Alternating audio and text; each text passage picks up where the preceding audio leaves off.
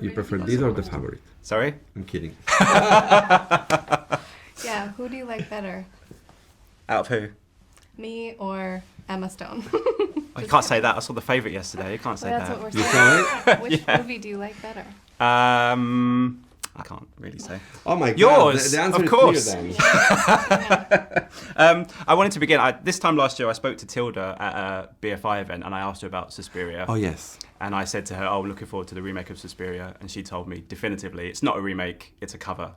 So I just wondered, for you, Luca, I mean, what was the process in coming about not doing kind of a standard Hollywood remake of Suspiria, but coming at it from kind of Well, a cover the angle? history of remakes is ripe of great reimagining of films. Like, think of True Grit, remade by the Coen brothers. Think of Hitchcock remaking himself, I think, on The Man Who Knew Too Much.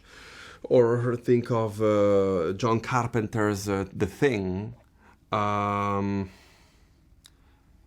I think that there is not one approach to a text that is used as a source to do something new.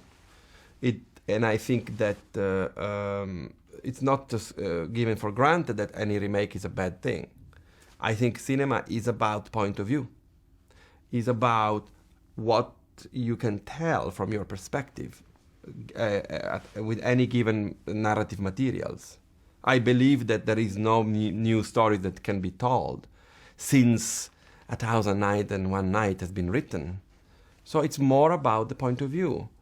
And so for us was about, first of all, the love for Dario's film is real and it's really deep.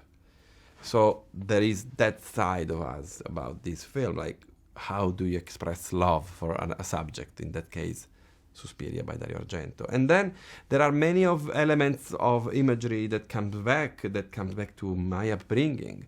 I love history, so I love the idea that you can make a movie about witchcraft in the context of 1977 Berlin that makes, let's say, the setting integral to its own originality. Yeah. So I just wondered how kind of you got involved and how Luca sold the idea to you that they were going to do Suspiria in this way. Well, Luca didn't have to tell me anything. I was in from the moment I knew it was Luca's movie. He told me from our very first Skype chat that we had that it wasn't a remake, that he'd been a huge fan his entire life, and now he had this opportunity, and he wanted to create a reimagining of it, and he wanted dance to be much more of a central theme, and it was going to be an all-female led cast, and he told me Tilda and Dakota were attached already, and I was just so excited, and I really wanted to be a part of it. And for you, Dakota, I mean, it's a really immersive performance, a really immersive role, and you really throw yourself into it. Was it easier for you to do it knowing that you worked with Luca before and kind of have that trust? Because I can imagine it might have been different if it had been something else, because you have that relationship already. Yeah, absolutely. When we work together now, I think we know that we create a very safe environment to do very extreme things. I just wanted to ask as well about working with Tilda again. I mean, she's such, her performances always are so tremendous, and in this she is as tremendous as she's ever been. I mean, what is it about her that makes her so special for you to direct her and to collaborate with her? Because I know that you've talked about this for a long, long time. Well, it's about familiarity. It's about the pleasure of each other company and the possibility, as just Dakota said, that we can challenge ourselves to do daring things without any danger, like in a safe environment. Yeah.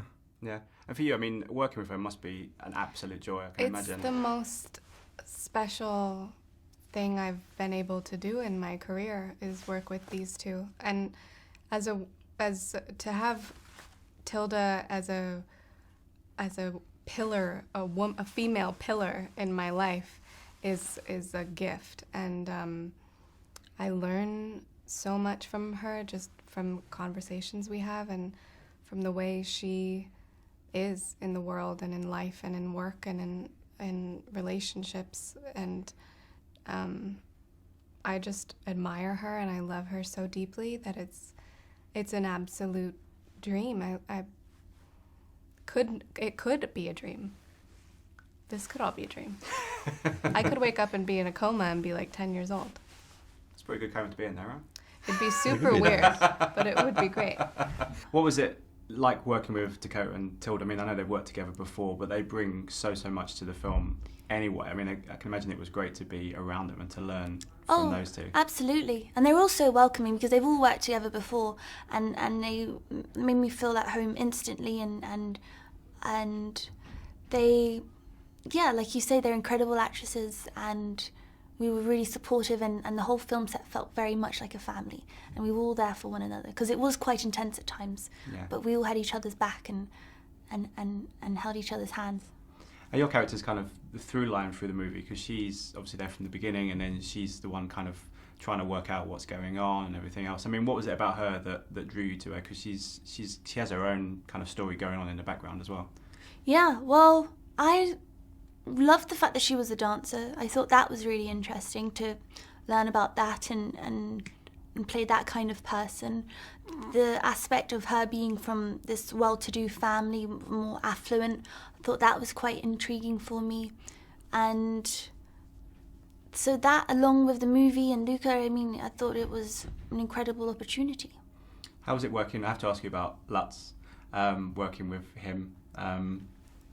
Won't go into spoilers or anything like that, but I mean, that gave the film such a different dynamic. I can imagine that was a challenge, but also a great opportunity to kind of tell the story and stuff like that, because it's an interesting dynamic, and obviously you two have some scenes together and stuff like that. How was that working with him? It was great, and I was completely in awe the entire time, because it didn't feel like I was working with Tilda at all. It felt like I was working with Lutz, and that's such a hard thing to pull off. And she embodies this man so perfectly, and she makes it seem so effortless, which is the sign of a really great actor too.